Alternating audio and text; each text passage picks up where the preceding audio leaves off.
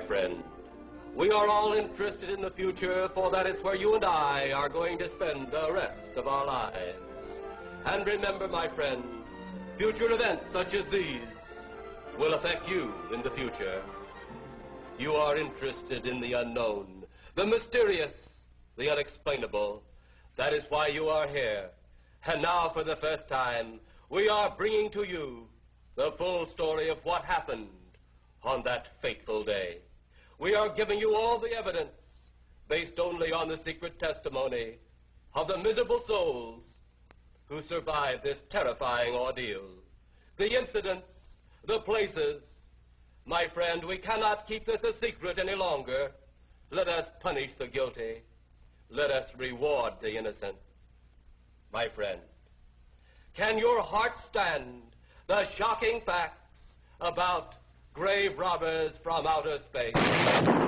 Okay, here's a fun little update for you. Also, a little moral of the story is always check change slots when you go buy any kind of vending machine.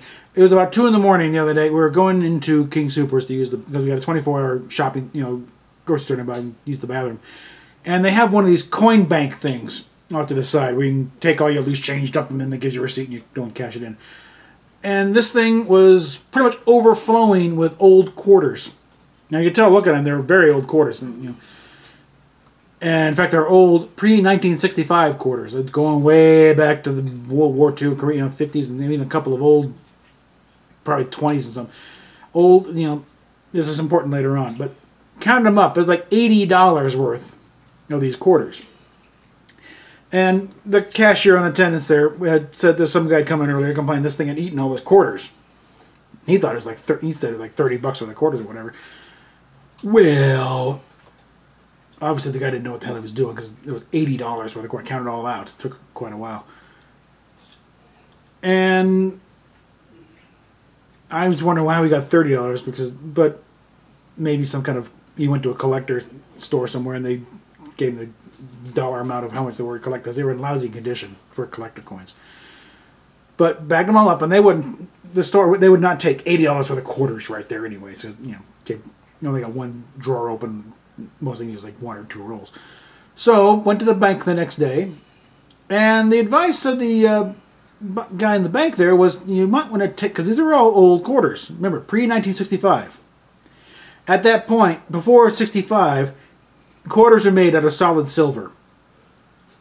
After that, they started making them with nickel with a silver plating, because it was around that time that the value of the silver was more than the face value of the coin. As you're about to find out just how big now, because we took that advice, found a coin dealer that dealt in scrap silver, and for that $80 worth of quarters, I got $630. That's why it's now I'm taping this inside a Motel 6, which we'll have for the next few days. And I'm about to go on BritBox, get caught up with EastEnders, while sipping my Earl Grey tea and having some fish and chips on the side. So, again, moral of the story, check those coin slots, kids. They can come in handy. Just the same, this is not going to last long. This won't last forever, because, so Patreon, PayPal, Cafe Press down below. Hopefully soon we'll get word on approval on the this Social Security thing. I'm getting the feeling this is going to be this is one of the signs that things are picking up, because not only this, but the right turn signal on my car, which has been screwing up forever, is now working perfectly.